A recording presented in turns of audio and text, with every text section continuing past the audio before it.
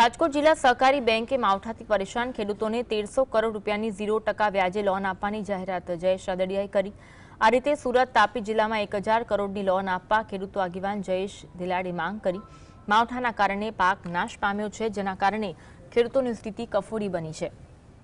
રાજકોટની જેમ સુરત ડિસ્ટ્રિક્ટ બેંકે પણ નિર્ણય લેવો જોઈએ। ગયા વર્ષે વરસાદી નુકસાન માટે બેંકે એકરે 10,000 અને મહત્તમ 50 એકરે 50,000 રૂપિયાની 0% વ્યાજે લોન આપી હતી।